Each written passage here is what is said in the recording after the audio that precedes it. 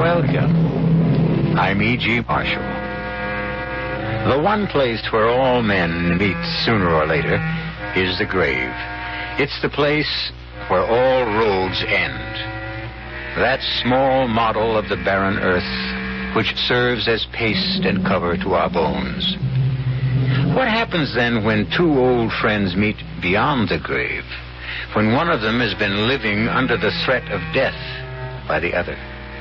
A threat from the grave? A threat made in a crowded courtroom more than 20 years ago. If not for you, Sammy, I'd have got away with it. But you'll pay for it. With your life. My name ain't Johnny Promise for nothing, kid.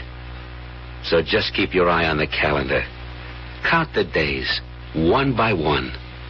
Because I tell you, after I get mine, I'll see to it that you got no more than 1 month to live. Remember, Johnny let you have it straight from the grave.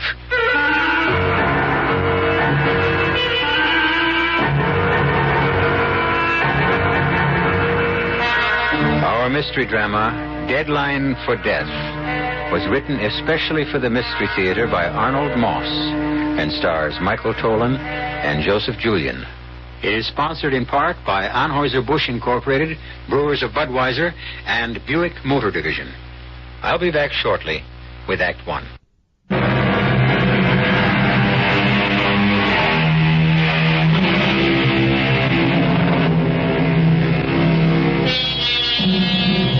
Was the threat Johnny Promise made some minutes ago an empty warning?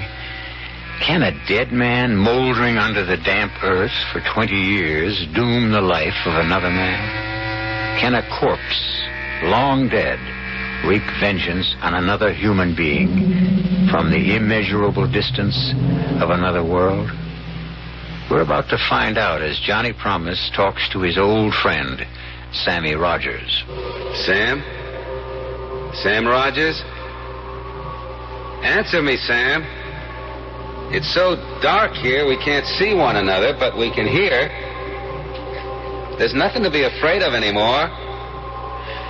Sam? Why can't you leave me alone? Nobody's bothering you, Sam. Nobody. Just someone to talk to is all. Old friends, old time's sake. Nothing wrong in that, is there? Is there? Nice to talk over old times. Friendly. Makes me feel good. Besides, what else is there to do in this place? I don't want to talk, Johnny. Not again. Oh, don't be unfriendly, Sam. Not here. Get your kick some other way. Leave me alone. Stop torturing me. It's been finished all over for a long time. Oh, tell me again how it was. Just one more time. Like what went wrong on our bank job? How we had it worked out so good? How some way we goofed? How the cops broke in on us and we began to run? How the big one took a shot at me and I shot back and let that cop have it right through the head? How they all started to target in on me? How I called you for help? And how you ran away? And ran and ran and ran? You did manage to save your own little neck, didn't you? Tell it to me again, Sammy. You've heard it 1,000 times. I know, Sam, I know. And more than anything, I love the way you tell about the courtroom. That hot summer day 20 years ago, back in the 50s. I'll never forget that one. Especially your part. You'll never forget it either. Because as long as we're here together, I won't let you forget, Sammy. I won't let you. Johnny Promo, also known as Johnny Promise, a jury of your peers has found you guilty of the murder of Officer Corcoran in the first degree.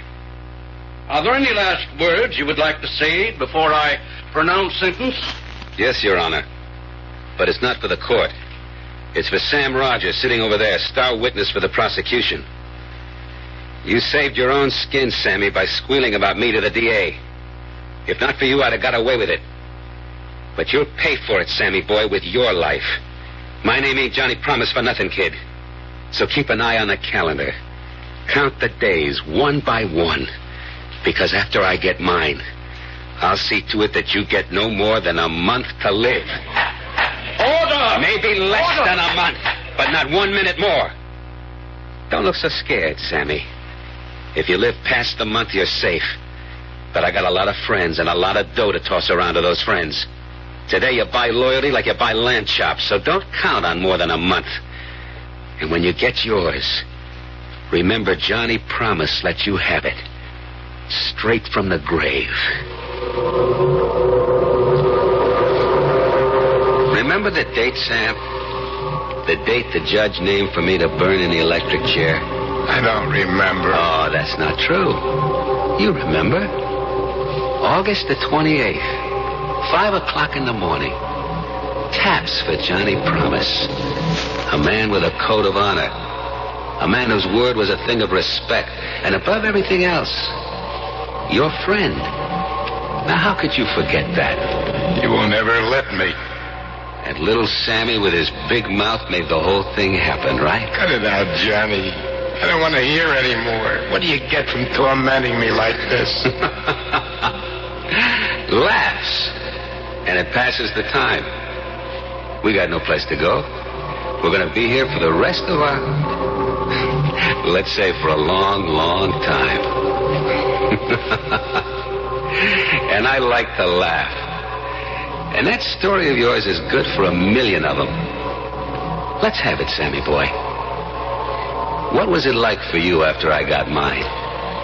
Come on, tell it just like it happened. Tell it.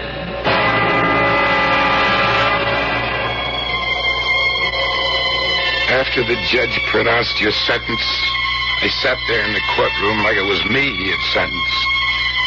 A cold sweat was pouring out of my body. I couldn't move.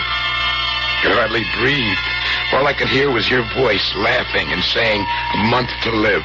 1 month to live." I knew for sure that within the month after you burned, you'd see to it somehow that I got mine. So I holed up in that scrubby hotel room, way up on the 9th floor. And for 2 whole weeks, I didn't see anyone. I wouldn't answer the phone. I wouldn't talk to anybody. I wouldn't open the door. Except for Linda. She was the only one I could trust. It's me, Sam. Come in, quick. Here's your dinner, Sam. Thanks, Linda. And today's newspaper? September the 12th. 15 days since Johnny... You've got to stop thinking about it. Stop thinking about it. By 5 a.m. of the 28th, I'll be a dead man. And it could come at any time. In a week, tomorrow, in an hour. But you've taken care, sweetie. Nobody can get at you up here. And once you get past the 28th, you're a free man. Johnny said so, didn't he? Yeah, he did. And he never broke his promise, did he? Yeah, that's what I'm counting on. But just the same, every morning I wake up after a bad night and I hear myself talking to myself. I say, today, will it be today? Is this my last day on Earth? That's what's driving me crazy. Sam, you've got to find things to take your mind off of it. It's only another couple of weeks. And then... And then? We'll go away someplace. Far away. Start a whole new life. Why don't you eat something? It'll make you feel better. I'm not hungry. Maybe a little coffee while it's still hot. I got the change from the 20 you gave me. Forget it. It's right here in my bag. What are those? The keys. What keys? To this room. To this room? Of course. Where did you get them? You gave them to me, don't you remember? I never gave you any keys to this room. Who gave you those keys? I told you, Sam, you did. You lousy little liar. Where did you get those keys? I don't know what you're talking about. He even got to you. Oh, Sam, how could you think that I... He got to that crummy desk clerk first, didn't he? And then to you. And you had the duplicate made. Who made the payoff? I said, who made the payoff? Sam, you're insane. Why would I ever do anything to hurt you? Because for $500, $1,000, you'd do anything. Now get out of here, you little tramp, but fast. Oh, you're wrong, Sam. You're wrong. I love you. Out. Oh, wait, Sam. I don't need you or anybody. Get out before I kill you.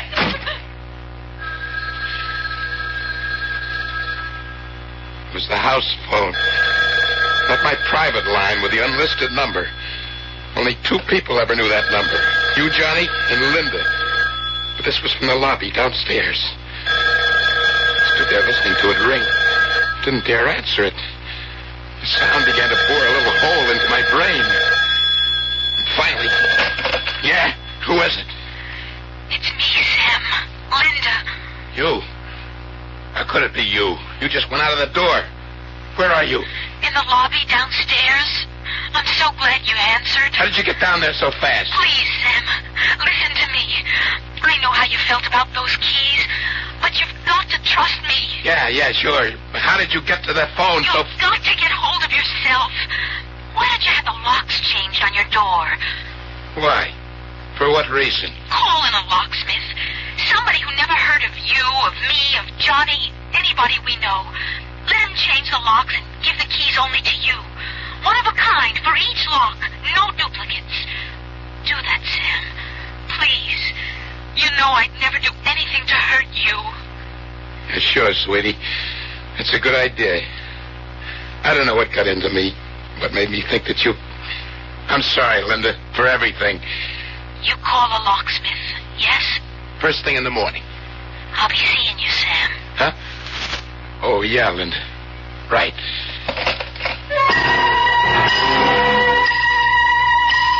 That was real tricky of you, Johnny. Leading me to suspect that Linda might be the one you'd pick to get me. After I put the phone down, an idea came to me. Hit me like a thunderbolt. Made the best sense of anything in the past couple of weeks. What was the point of living holed up like a rat? Like a sitting duck in that lousy hotel room, waiting, just waiting for you, Johnny, to make me a target for whoever you paid off to let me have it. For once you thought Johnny Promise is going to be outsmarted, right? For once you thought Johnny Big Mouth was going to meet his match. How could you have been so dumb? Why hadn't I thought of it before? All I had to do, Johnny, was to find out who it was you picked to put the finger on me. Once I knew who it was, I could take care of him before he ever got the chance to get to me. Pretty good thinking, Johnny, right? And I knew the first and best place to start looking. The bowling alley was one of the crowd's favorite hangouts. If your man was any place, Johnny, this was it. I noticed a couple of familiar faces. Hi, Benny. What's new? How's the wife? Hey, Tommy. Putting on a little weight, huh? Better take it easy with a beer. What do you say, Benny? How's the score? Still over 250? Every one of them. They just walked away, didn't they? Wherever you went, the guys moved away, turned their backs on you without a word.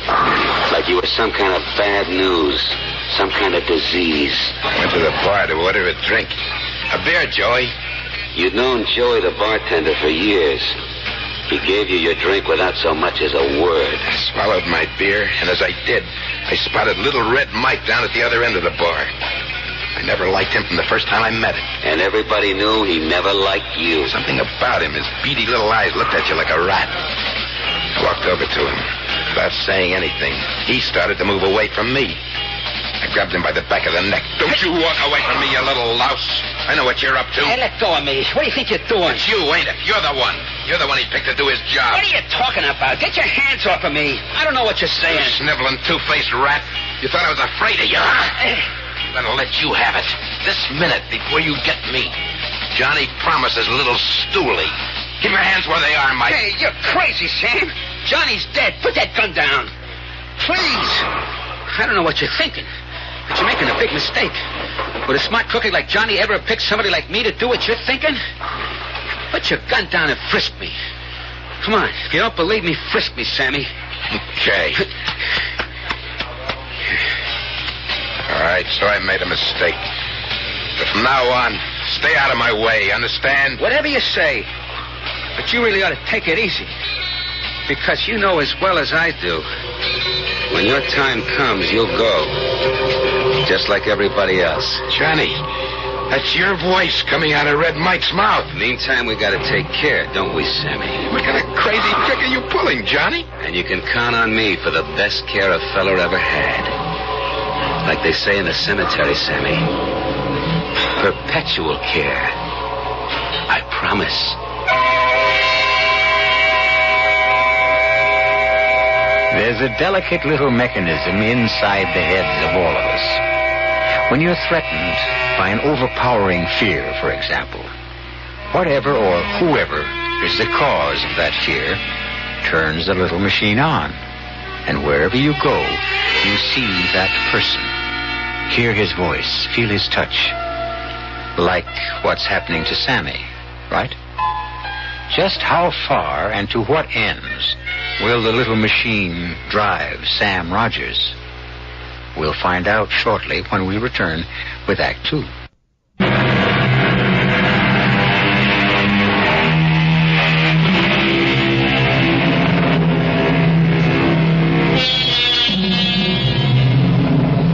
One of the great mysteries is time.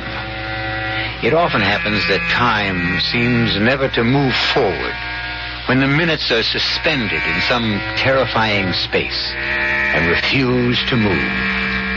And then there is that silent, never-resting thing called time that rolls on, rushes along, swift as an ocean tide, on which we and the whole universe ride. For Sam Rogers, time was beginning to take on a new meaning. The end of the month was getting closer and closer. The days were racing by. Every night I shut my eyes to try to get just a couple of hours sleep. But I kept myself awake thinking. What were you thinking, Sammy? Tell me.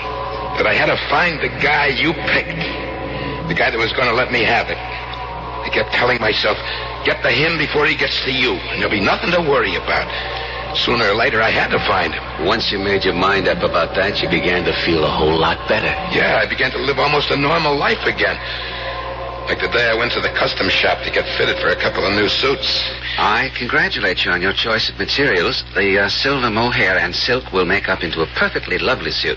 And so will the tweed. And don't forget the extra padding on the shoulders. Well, if you'll forgive me, it's the natural look this year. The real look of the 50s. No padding. Extra padding on the shoulders. Well, of course, as you wish. I wish. Certainly, sir. Now, if you'll just stand still for a moment while I drape this material over your shoulder. Hey, what do you think you're doing? Hey, let go of my arm, Put that please. scissors down. Drop it, I tell you. Drop it. What, all I was trying to do, sir. I know what you were trying to do. Well, I'm very sorry, sir. Very sorry. I assure you it won't happen again. But you see, Sammy, you got to realize it could be anybody. Anybody at all. It was happening again. The tailor was standing there in front of me, right in the middle of a sentence. It was your voice that was coming out of him. Your words. Then there was that day in Luigi's barber shop. Hadn't been to the barber in weeks. Luigi had been my barber for 15 years. If there was one guy in the world I could trust, it was him. That's what the guy on the radio says, Sam. If we get the same kind of heat tomorrow like we had today, it's going to set some kind of record. Imagine, the end of September, 96 degrees. Yeah, that's what they call real Indian summer. If it don't cool off, Sam, they can give this summer back to the Indians. You understand? I sweated out every stroke of that sharp razor. While Luigi went droning on about the weather, I held my breath, thinking, maybe my friend. He was your friend too, Johnny. No, so... My eyes are shut. All he has to do is to let that blade slip just one little bit. Accidentally, you know. All right, chin up a little higher, Sam. Just a little more. And who would know the difference? There we go. Let me just lower the chair a little, huh? Hey, what are you doing? Well, like always, a nice hot towel. Opens up all of the pores. When they're open, a little lotion closes them up again. He could have let me have it right then and there while he was shaving me. But he didn't. When he wrapped that hot towel over my face, instead of it feeling good, I suddenly got the idea that this could be it. Luigi could smother me to death. And there I sat, helpless, beneath that hot towel. I ripped it off, screaming, you thought you had me, didn't you, huh? You and your hot towel. What's the matter with you? Here's what you can do with your towel. Hey! I'll have to think of something better than that. Only I'll never get the chance. You've seen me here for the last time. I don't know what you're talking about, Sam. But it won't do you no good. Getting excited this way. It was your voice again, Johnny. You gotta learn to calm down. Take things easy. Listen to me, Sam. Easy does it. After all, there's only 3 more days to go. Right?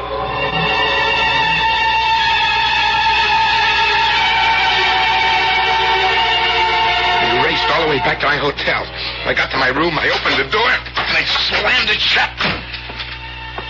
Oh, my lungs were bursting. I sucked in whatever air I could in big gulps. There was a sharp pain in the middle of my chest, like a knife sticking right into me. But I was safe. Nobody could get at me here. Never mind that idiotic idea of trying to find out who was supposed to put the finger on me. Just sit it out. Sit it out. Right here, I told myself. Play it safe. But when I looked around the room, I knew that I was not safe. Even here. There was a peculiar feeling about the place. You couldn't say exactly what it was until you looked to see what time it was. And then I saw that my little electric clock on the dresser was turned around with its face to the wall.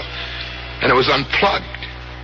In the bathroom, there was broken glass sitting in the sink. Somebody had been there, that's for sure. No maids. I never let the maids in. Maids or anybody else. Except Linda. Linda was right. She was right. I had to get those locks changed today without waiting another hour.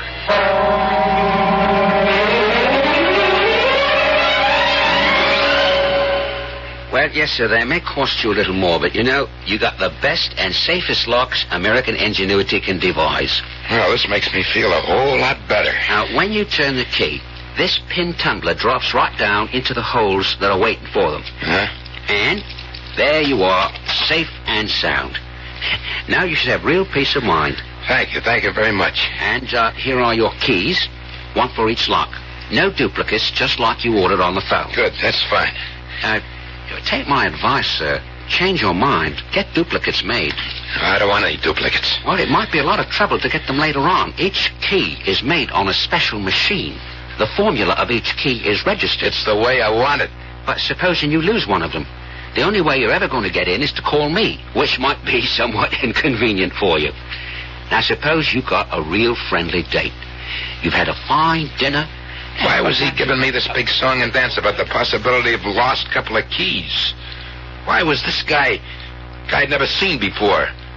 Picked the address right out of the yellow pages. Why was he so anxious for me to order duplicate keys? And that's why I recommend you have another pair made. I have no intention of losing these keys. Well, no one ever wants to, but take my advice. I don't want your advice. And suddenly it hit me. This could be the guy you picked to get me. By some crazy coincidence. Who was he anyway? Somebody I'd picked out of the phone book. And that's why he was selling me this bill of goods about duplicate keys. The whole thing was a big put-on. Here's your money.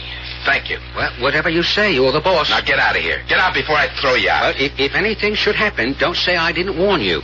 A door you can't get into could turn out to be a matter of life and death. But maybe you're right.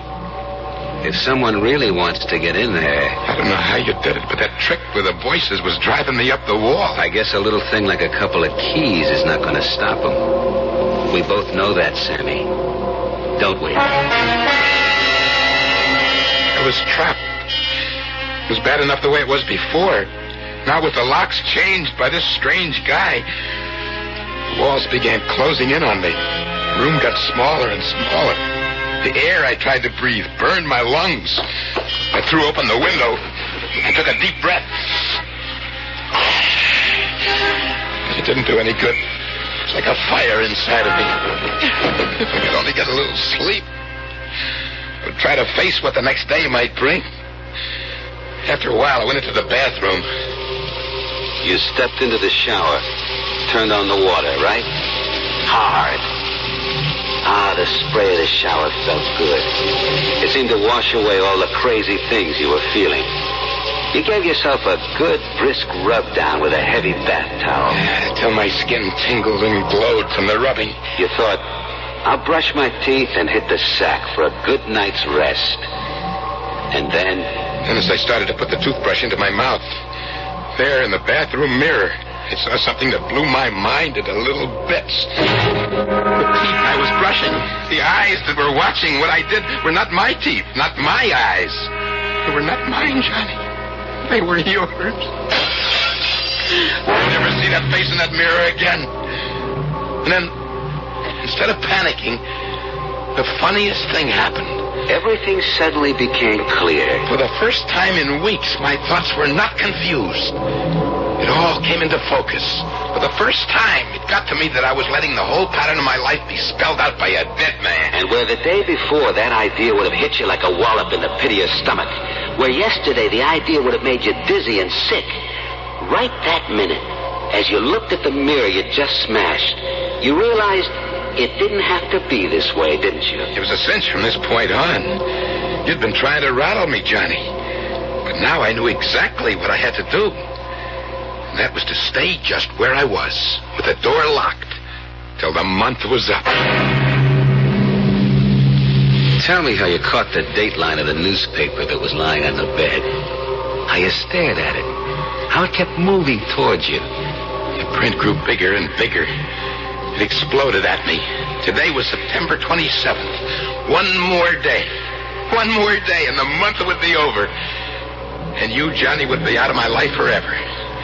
My head began to swim with excitement. I kept telling myself, live through this one day, Sammy, get through this night, and then 5 o'clock tomorrow morning, you've got it made. What made me so absolutely 100% sure? Simple. Johnny Promise never went back on his word, right? Right. I made a grab for the phone.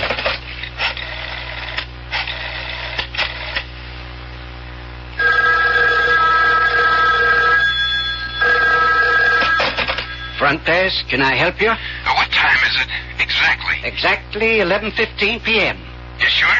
I just checked it with the radio. I'll set my clock. It stopped. And today's the 27th? It'll be the 28th and 3/4 of an hour at midnight. And don't forget... Thank you very much. By the way, the young lady just came in. She's standing here at the desk. She'd like to talk to you. What young lady? Oh, your young lady. Put her on. How are you feeling, Sam? It couldn't be better. A couple hours more and it'll all be over. What are you doing down there in the lobby? I thought I'd be close in case you needed anything. Well, why don't you get us a couple of hamburgers and coffee? Right away. See you soon. He's feeling great, he says. Well, that's nice for a change. He's sure that in only a few hours he'll be a free man again. Poor guy. Why don't you tell him? I couldn't. I don't know what he'd do if he knew. Anyway, he'd never believe me. It might be the best way. Tell him the truth.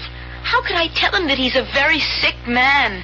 That his whole sense of time is mixed up, confused. That he doesn't know one day from another.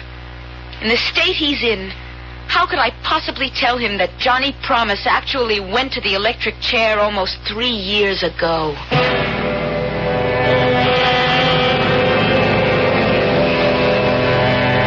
Does one tell a dying man what he's about to meet? Or keep the secret from him? I suppose it depends on how you see death. If you look at it as a friend, you entertain it. If it comes as an enemy, you prepare to overcome it. Death has its greatest advantage when it comes as a stranger, as it may or may not be coming to Sam Rogers. We'll know the answer when we return shortly with Act 3.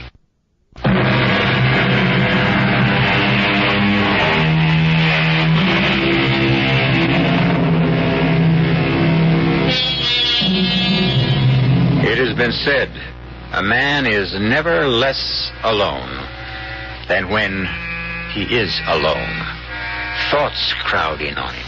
His imagination summons up multitudes. And which is harder to bear? The fear of loneliness, or as in the case of Sam Rogers, the loneliness that comes from fear. Somewhere in a lonely graveyard, a cold wind whistles over the moonlit tombs. From a purgatory of his own making, Sam Rogers is forced by Johnny Promise for the 10,000th time to recreate the path of his downfall. In my hotel room, I kept staring at the clock on my dresser. The hands didn't seem to move at all. They moved so slowly. Then it was midnight. Midnight at last, right on the nose. Only 5 more hours to 5 o'clock. That was when you got yours, Johnny. 5 a.m. And Here I was, just 5 hours short of the deadline you'd set for me. 5 hours, 5 years. My blood went cold. Little bumps on the back of my neck. My throat scratchy and dry. I wasn't about to fall for any more of your tricks, Johnny. Smart boy. You sat there on the bed waiting. You weren't going to answer.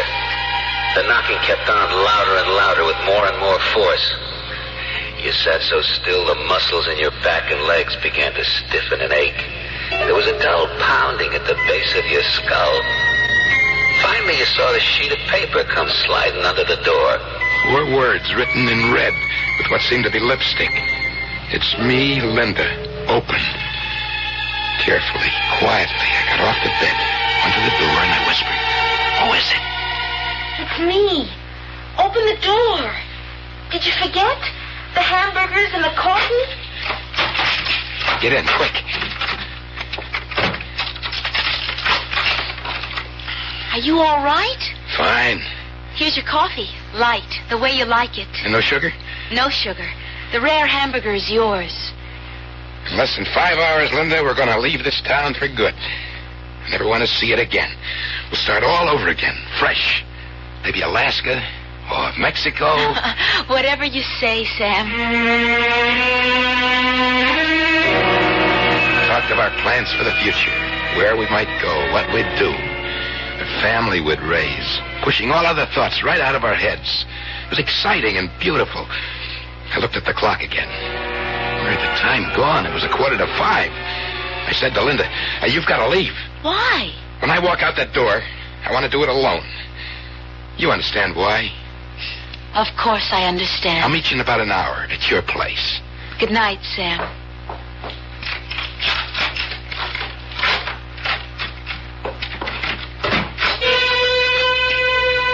The next time I looked at the clock, it was a couple of minutes past 5. The time had come at last. I'd paid my dues. And I'd showed you up, Johnny Promise. For the first time, your word wasn't worth so much as 1 bent nickel. I mustn't take any chances, not at this late date. 110% foolproof, safe. Give myself every possible break, the benefit of every doubt, no chances. Give myself, half-hour cushion? Wait till 5:30 at least, and beat it out of here, fast and forever. And you hung on. Those last few minutes were the longest in your life, weren't they? Finally, that big hand on the clock dropped down to the 6. It was 5:30. A half hour past the deadline I'd set for you. So you took a deep breath and you screamed. You lost, Johnny, you lost. Sammy outsmarted you. So rot away in your grave, bit by bit, piece by piece. Because I'm alive, Johnny, and I'm going to stay alive. But you, my friend, are dead. As dead as yesterday. 5:40, 20 minutes to 6. I turned the keys. First in one lock, then the other. Flung open the door. I ran down the hallway, rang for the elevator. When I got to my floor, the door opened. I took one last look behind me and got into the elevator car. But then you thought, the elevator man, can I trust him? Was he dependable? Could he possibly? No, that's all over and done with. I don't have to be afraid of anybody, not anymore. You had your bad dream. You were finished with waking up in the middle of the night in a cold sweat. The nightmare was over. The only thing that was real was that you were alive and breathing. What happened when the car reached the lobby floor? I rushed past the front desk out into the street. There was a chill, penetrating drizzle. It was still dark. The promise of a new day was doing its best to break through in the east. For the first time in I don't know how long, I felt able to slow down. I started walking in the direction of Linda's place. Slow, with a sure, firm step. The streets were deserted. It figures. A Sunday morning, 5:45. Wonderful feeling, wasn't it? Like the whole city belonged to you and you alone. That's right. The buildings took on a look of friendliness, like I'd never seen them before. The traffic lights were changing from red to green, then back from green to red, but there was no traffic. Like a ghost city, abandoned. And my own footsteps echoed behind me as I walked. imagination. I thought I heard 2 pair of footsteps following mine. But you didn't have the guts to turn around and look back. For a minute, you thought maybe they were your own footsteps echoing down those narrow streets. I stopped. They stopped. I started to walk. They started. I got to a corner and quickly turned into the other street. Out of the corner of my eye, I saw 2 men. It wasn't light enough to make out their faces. They weren't saying a word. They just seemed to have their minds on one thing. Keep me in their sight, no matter where I went. My heart stopped. There they were, less than 50 feet behind me. Following. Sickening thought came to me. Terrifying. Tell me about it. It's possible, I thought. Anything's possible. Just suppose in some crazy way that I made a mistake. Suppose my clock had been wrong. I think it's 5:45, but I suppose... Then all of a sudden you found yourself passing the jewelry shop. You looked up at the big clock that hung over the entrance. I almost passed out with what I saw. I swallowed hard. My mouth felt like it was stuffed with cotton wadding. I looked up once more to make sure. And what did you see? The clock said 5:15. 5:15, not 6. Something was wrong, wasn't it? The whole thing was like crazy. How could it be? And those 2 faceless men were still there following you. There was a bank on the opposite corner. I raced across to look at the clock outside the bank. I couldn't believe what I saw. That clock, too, said 5:15. Then I began running. I didn't know where. Didn't care. Those clocks, for some insane reason, were right, and I was wrong. And I still owed you 15 minutes, Johnny. You still had 15 minutes to get me. And those 2 men following me. It can't be, I told myself. Those clocks are both crazy. It's 5:45. It has to be. Checked and double-checked. And then something like a heavy sledgehammer hit you right between the eyes. Sammy, you stupid, ignorant dummy, you said to yourself. How could you be so blind? How could you have missed it? That's what the desk clerk was trying to tell you. It was the last Sunday in September. In those days, daylight savings time ended at 2 o'clock in the morning. The last Sunday in September. Of course. And those clocks had all been turned back 1 hour. Only I forgot to turn my clock back. It is 5:15. It's 5, not 6. You crazy fool. You thick-skulled, brainless imbecile. You deserve to die. Now we're getting to the best part, ain't we, Sammy? You began to walk, right? Slow at first, then a little faster. Finally breaking into a run. Whenever you got to a corner, you turned. When you saw an alley, you ran into it. When there was a fence, you vaulted over it. Then out into the streets again. But no matter what you did, wherever you went, those same 2 characters stuck to your tail. You couldn't shake them. They stuck right behind me, always the same 50 feet away. I kept running until I thought my sides would burst. And then way off in the distance, I heard the deep-throated bongs of a church bell striking the hour. I stopped running. I waited. Counted. 3, 4, 5. Come on, 6. Come on.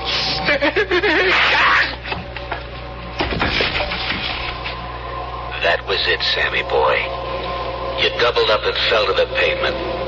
You never got to the count of 6, because there wasn't any 6. You dropped right there where you were standing, right? Your body crumpled up like a little rag doll. It was all over, just like I promised. Except for one thing. One little thing. Remember, Sammy? I remember. Tell me how it was, Sammy. I dropped, like you said. And then? The 2 men rushed up. One of them felt my pulse, and the other my heart. And there was no pulse. There was no heartbeat. I was dead. Go on, Sam. One of the men got up from where he'd been kneeling over my body, turned slowly to the other fella, and said, He's dead, all right. And not a mark on him. That big newspaper delivery truck passed by. Backfired. Just backfired. And this guy drops dead. I guess we better call the police. So Johnny kept his word after all, didn't he? And even today, from where he is now, he keeps assuring the rest of his companions. It's like it's my code of honor. Once I give my word, I never break it. That's why they still call me Johnny Promise. Right, Sammy? Right, Johnny. Oh, and, Sammy. Yeah? Tomorrow I want you to tell me the whole story all over again. From the very beginning. Right? Right.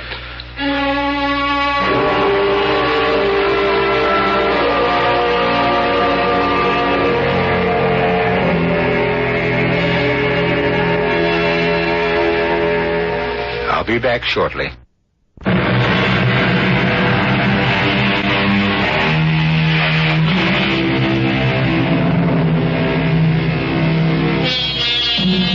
You may recall that Johnny had promised he was going to give Sammy the best of care. Everlasting, perpetual care. Which is exactly what happened. Before he passed away, Johnny signed a contract with the cemetery to provide Sammy Rogers' grave with perpetual care.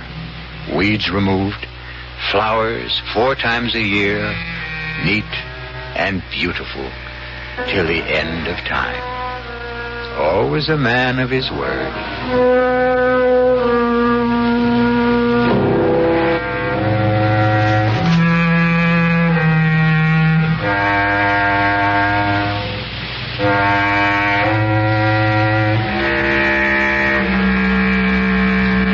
Our cast included Joseph Julian, Michael Tolan, June Gable, and Guy Rep.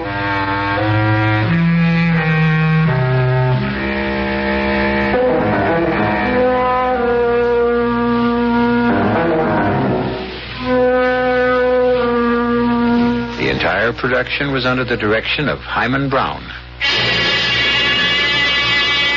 And now, a preview of our next tale. My name is of no importance to you. Now, if you'll be kind enough to let me go. Oh, come on now, Helen. Give me a break, huh? Now, let's go somewhere for a drink, and I can at least tell you about the children. Or don't you even want to hear about Mister, them? will you listen to me, please? I have never been your wife. I've never seen you before in my life. But I just saw you talking to Lillian Freiberg before she went into the store. I never saw that woman in my life before either. This is getting like a nightmare. Look, I just Helen, don't want to... please, be reasonable. Now, if you don't want to talk here, give me a phone number or an address where I can reach you. Let me go. Or I warn you, I'll holler like all get out for a cop. I'm sorry. And once more, just so maybe it will sink in, I am not who you think I am. Radio Mystery Theater was sponsored in part by Buick Motor Division and Anheuser-Busch Incorporated, brewers of Budweiser. This is E.G. Marshall inviting you to return to our Mystery Theater for another adventure in the macabre. Until next time, pleasant dreams.